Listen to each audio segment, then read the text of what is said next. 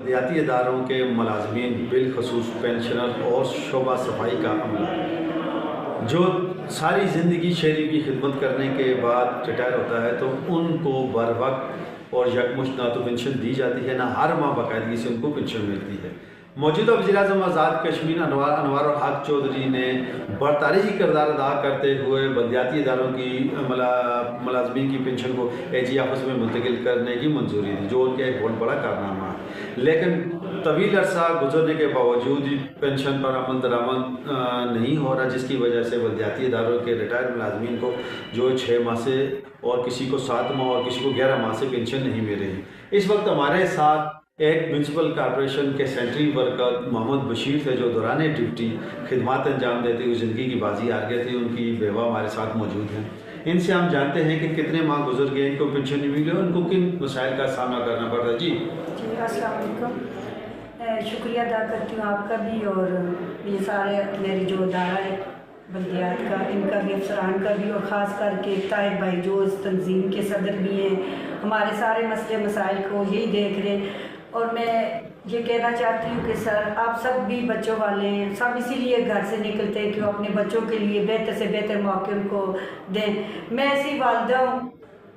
جس کے لیے اللہ نے اس کی اولاد تو اچھی دی ہے، ماشاءاللہ اچھے لائق بچے دیے، میرے بچے ٹاپر ہیں، میری بیٹیاں بھی، لیکن میں ایک بد نصیب اس لیے اپنے آپ کو بولوں گی کہ یہ پینشن نہ ہونے کی وجہ سے میرے بیٹے کے سال میں ٹاپ کیا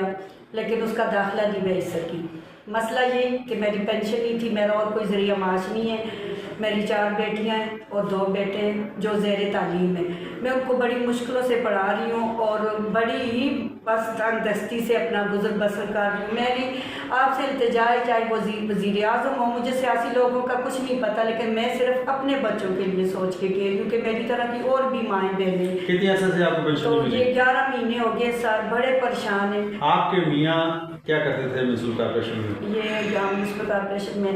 سینٹری ورکر تھے اور حاضر ڈیوٹی فوت ہوئے، اور ان کی بھی یہی وجہ تھی کہ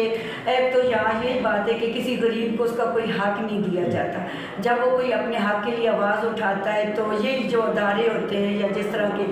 آپ لوگ ہیں جیسے اثر و رسوخ والے، ان کے کام تو ہو جاتے ہیں، لیکن ہم غریبوں کی آواز کو وہیں پہ ہی دبا دیا جاتا ہے۔ میں یہ آپ سے سوال کرتی ہوں اور گزارش کرتی ہوں کہ خدا را ہم پہ رحم کریں، ہمارے حال پہ۔ آپ تو اپنے گھروں میں خوش وخرم بیٹھے ہیں، لیکن ہمارے گھروں کا چولہا بند ہے۔ کیوں بند ہے؟ اس کا جواب آپ ہمیں دیں، کیونکہ جب تک آپ ہمارے مسئلوں کو ہمارا تو ایک ہی مطالبہ ہے، لوگوں کے تو ہزاروں ہیں، لیکن ہمارا ایک مطالبہ، نہ ہم آپ کو کہہ رہے ہیں کہ آپ ہمیں کھانا دیں، نہ راشن ڈالیں، نہ ہمارے بچوں کی فیسیں دیں، ہماری پینشن خدا را ہمیں وقت پہ ادا کر دیں۔ تمہارا یہی سب سے ہم اپنے خود سے کر کے آ رہے ہیں، یہاں تک جب ہم پہنچے، میرے بچے آج ماشاءاللہ سے،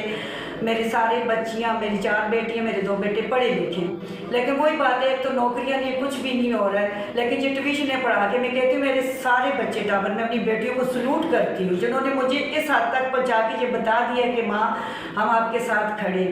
تو سر اسی طرح میں بھی کہتی ہوں کہ ہم تنظیم والوں کے ساتھ کھڑے ہیں اور آپ کا ساتھ دیں گے جس طرح سے بھی ہو سکا،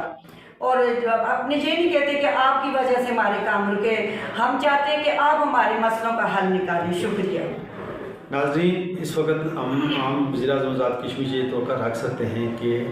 ان خاتون کی انہوں نے بات سنی ہوگی کہ جن کو 11 ماہ سے ان کے خاوند کی پینشن نہ